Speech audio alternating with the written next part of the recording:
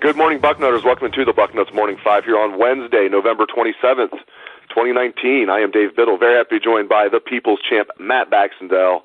Well, Ohio State jumped LSU for the number one spot in the college football rankings last night. I will admit, I did not see that coming. I thought they'd keep Ohio State number 2, so I was pleasantly surprised by that. The Buckeyes are now back to the number one spot in the nation, but that won't matter if they don't take care of business this week, so let's get right down to brass tacks. The game backs 3 days away. Buckeyes favored by 9.5 points at last check. High noon, Michigan Stadium, Joel Klatt, Gus Johnson at the controls. It seems like they do every Buckeye game. Let's go kind of backwards to forwards here. What is your prediction for this game? Who is going to win?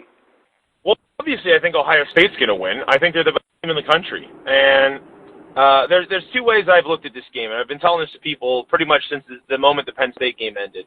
There's my brain, who looks at these teams and goes, there's not a lot of things I can point at that Michigan does better than OSU. In fact, there's almost nothing I can point at.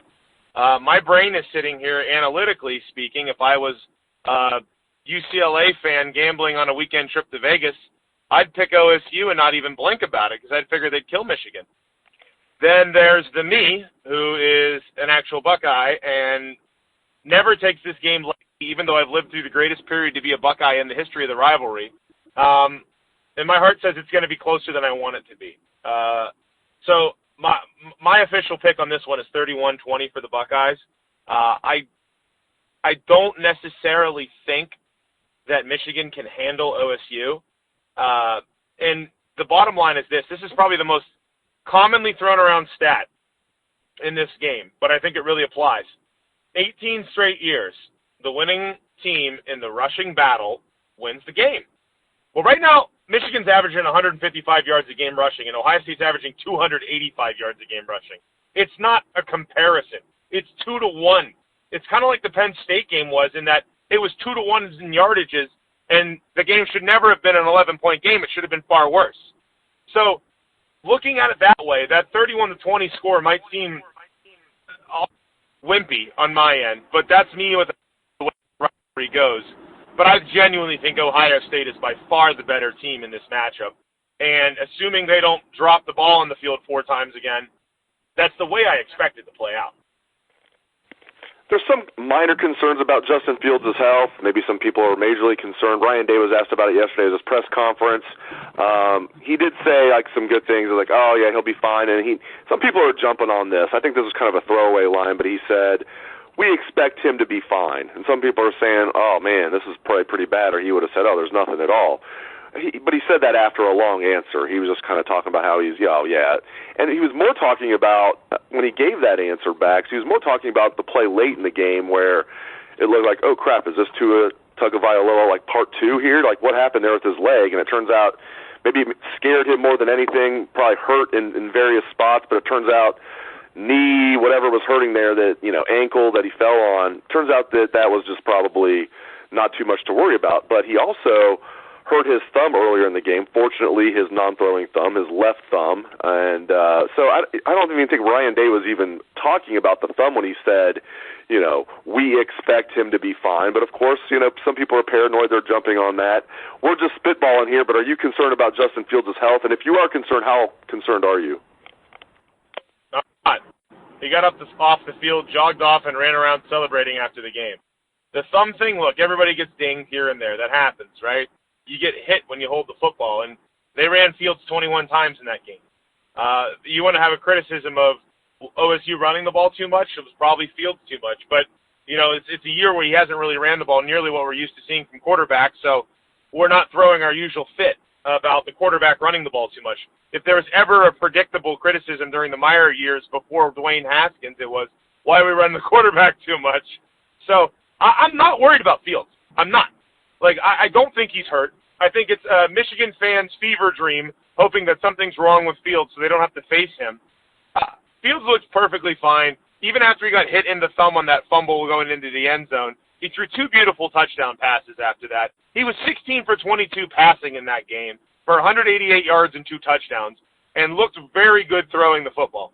So I'm not worried about Justin Fields. All the things I'm worried about going into this game, Justin Fields has a secret hidden injury that nobody's aware of other than having watched him go down on the field and then get back up and look perfectly fine afterwards, is nowhere near the top 10 of my concerns about this game. But whatever.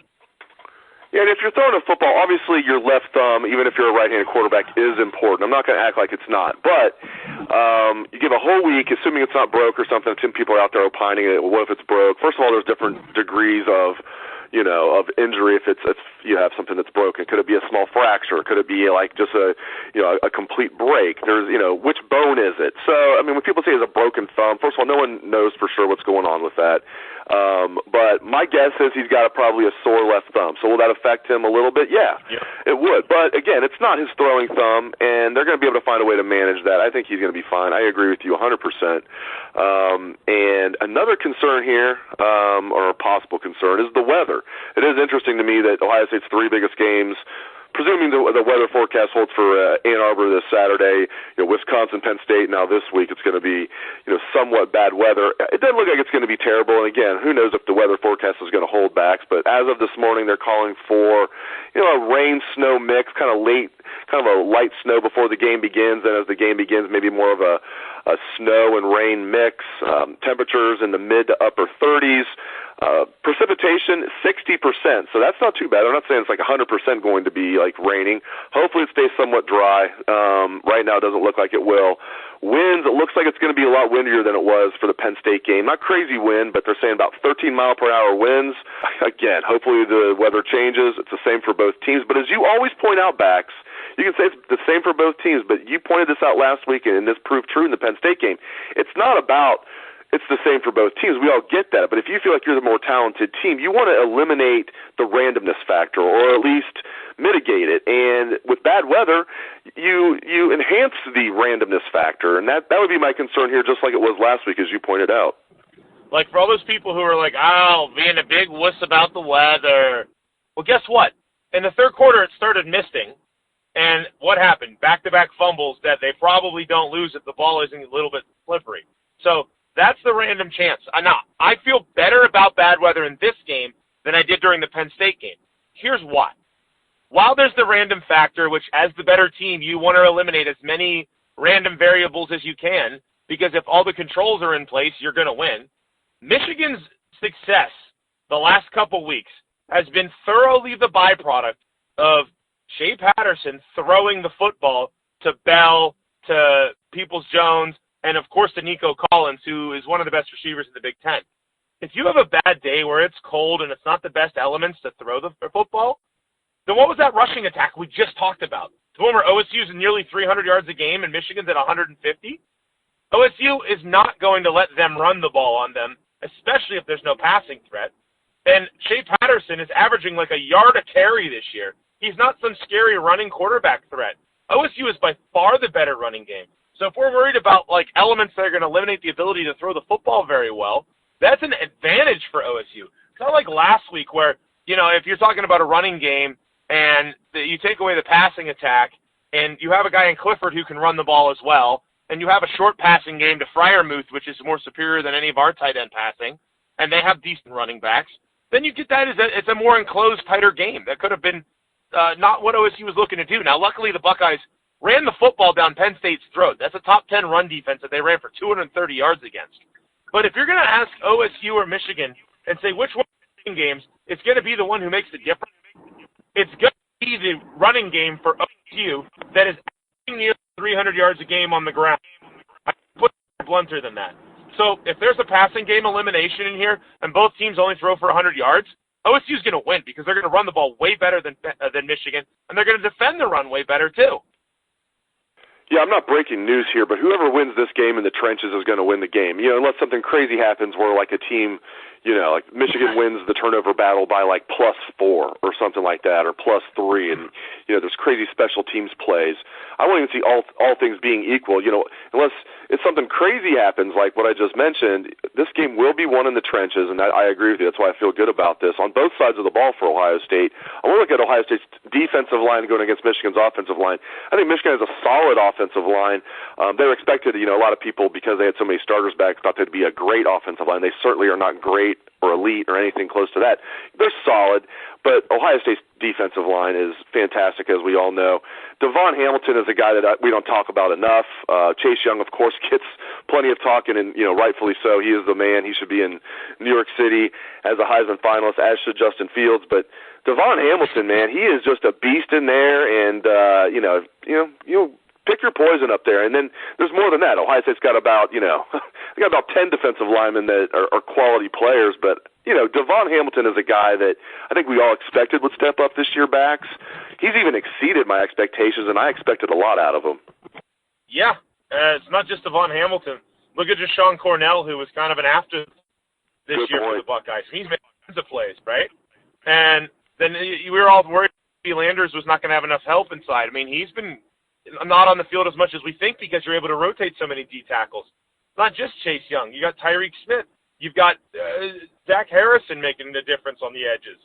The truth is, this is a great D-line. And the other thing about Michigan that gives me a lot of confidence is that they were one of their guards, Ben Bredeson, was talking about how, hey, we've played lots of great players this year, and we'll just match up and go. And I'm like, okay, yeah. Wisconsin just matched up and went. Penn State just matched up and went. And in 2 games, it was 7 sacks. So Chase Young is a cheat code right now. And I'll be real honest. Look at the running backs that Michigan has. Haskins and Charbonnet are young, inexperienced. They're not lights-out kind of runners. They're not the kind of guys who are going to make 5 people miss and run the ball down the field. I mean, they're okay, right? It's not like they have a game-breaking tailback. Chris Perry's not coming back to the Michigan backfield, I don't see that. And by the way, Shea Patterson looks really good when nobody pressures him. What's going to happen this game? He's going to get pressured. And we saw last year how that pressure went. So, you can't discount their chances. Particularly, again, Nico Collins is every bit as good in his own way as KJ Hamler. I think Nico Collins is easily the scariest guy on their offense by a mile. And the good part about him is much like KJ Hamler, if you disrupt the quarterback and the quarterback doesn't play very well and he's running for his life, he's not going to get the ball very much. And by the way, OSU has 2 potential first-round corners on the field at any time. So, this is a blue team that is powered by their passing game. And if their passing game doesn't succeed, the backfield are going to be getting run over all day by OSU's front 4. All right, last thing. Now, obviously, Ohio State's going to win. There's no doubt about it. But let's play devil's advocate for a second, because this is the question. We talked about it, on Monday's show with Bill Green. People have asked me on various radio shows I've been on. Friends and family ask me about this. I hate this question when people ask it to me, so I'm going to ask you, Bax. If Ohio State, God forbid, they lose to Michigan, and they don't get blown out, it's a close game. They lose by a single score, maybe 10 points at the most, whatever. They go on and they handle their business in the Big Ten championship game. It's not a close game. It's not necessarily a blowout, but they win by 2 or 3 scores in the Big Ten championship game against Wisconsin or Minnesota. Is 12-1 Ohio State? Not probably, not maybe. Is 12-1 Ohio State Big Ten champion with a loss to Michigan? Are they in the college football playoff for sure in your mind? That is a dirty rat bastard question, and anybody who asks it should be smacked. Because the only thing that matters this week is beating the Wolverines. This is the entire season. I'm glad we're on the phone and you can't smack me right now. Yeah. You're teleportation, Mr. Biddle. You get Rochambeau'd real quick. The truth is that there is no discussion of it being a successful season if you don't beat Michigan.